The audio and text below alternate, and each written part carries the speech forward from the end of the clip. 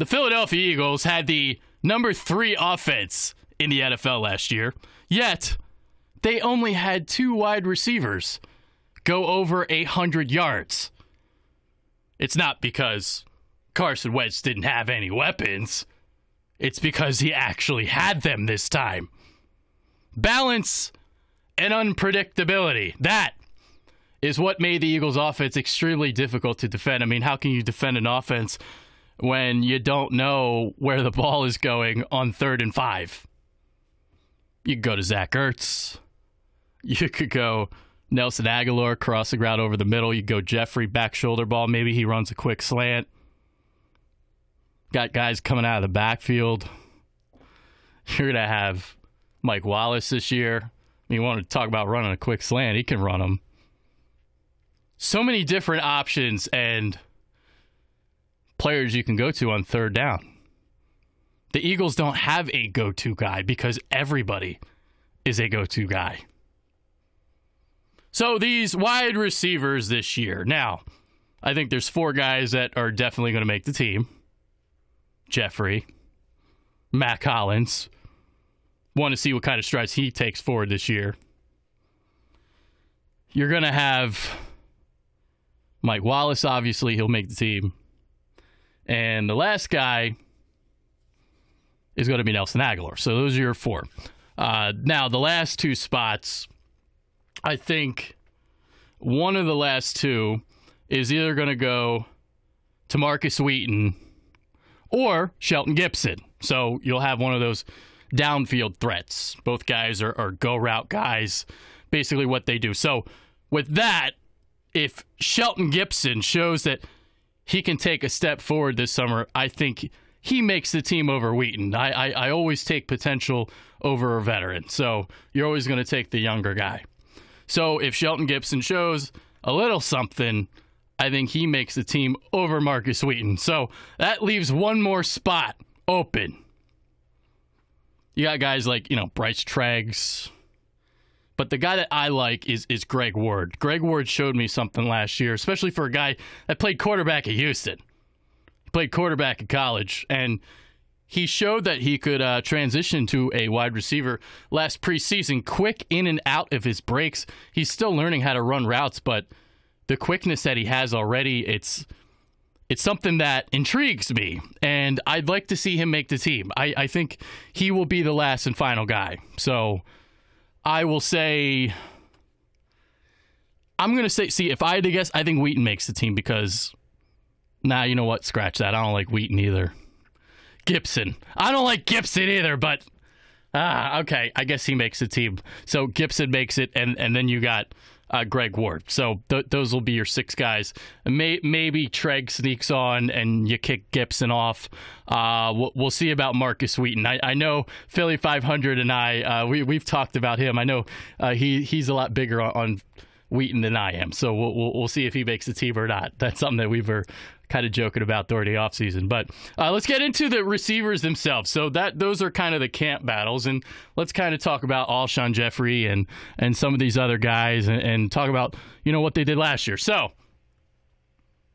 Alshon Jeffrey was not one of the 2 guys that recorded a 100-yard game.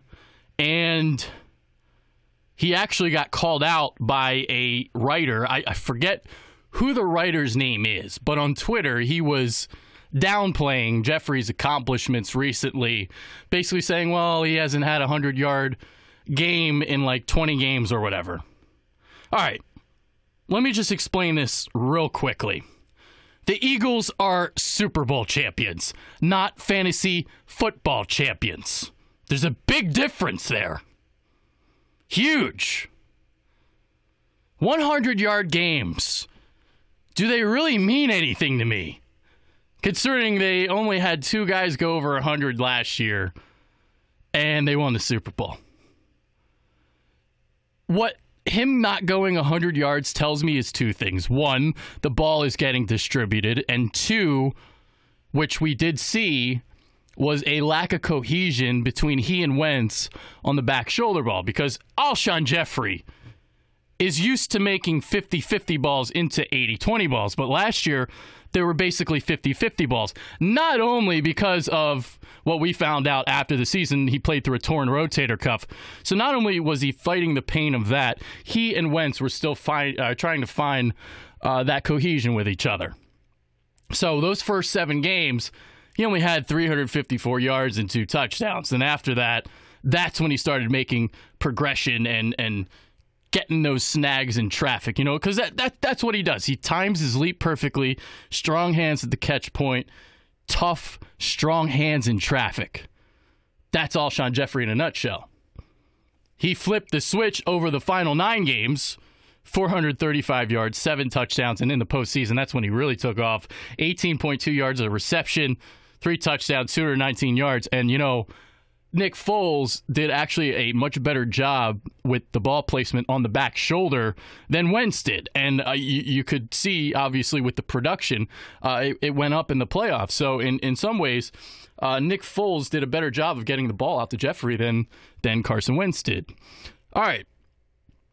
We obviously know who the biggest surprise was last year, and that's bust-turned-weapon Nelson Agholor. He goes for 768 yards and 8 touchdowns on 62 receptions. That comes a year after only catching 36 balls for 365 yards and 2 scores. So they put him in the slot after Jordan Matthews was traded to Buffalo. And, if you guys remember, I actually made a FedQ focus about this right after the trade. And I said that Jordan Matthews was traded because, Doug Peterson, that wasn't his guy that he wanted in the slot. He wanted Nelson Agholor in the slot. He wanted Nelson over Jordan, and he was right. He was right.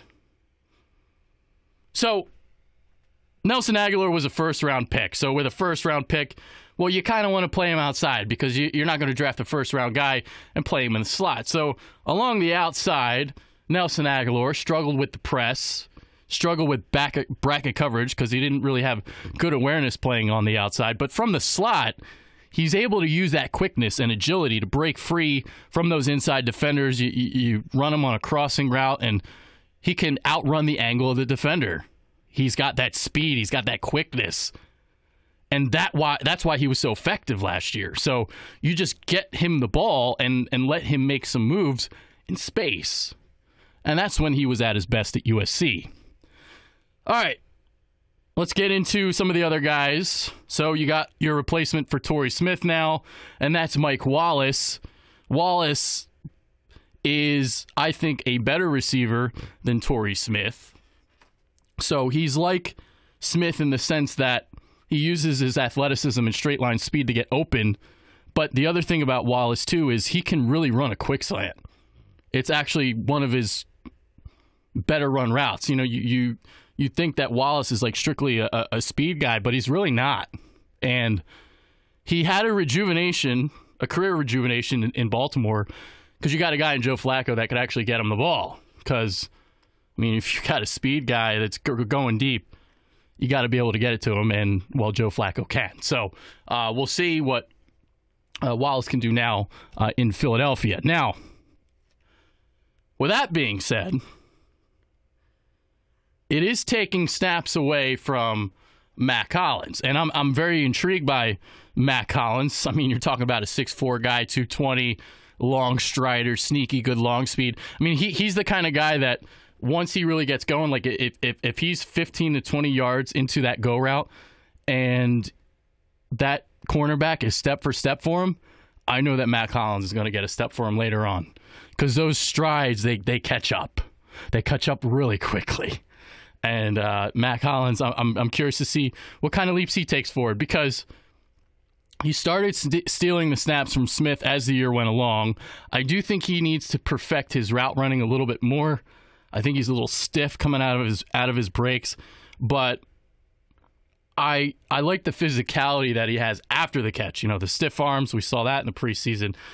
So obviously a lot of potential there with Mack Hollins. So those are the receivers for the Birds heading into training camp. Those are pretty much my thoughts on them. If you guys have any thoughts below of who makes the team, let me know. But other than that, that's pretty much it for the wideouts. So that's it. All right, so I'm Adrian Fedke. I am out of here. I'm going to enjoy my rest of my Sunday. So take care, guys. See you.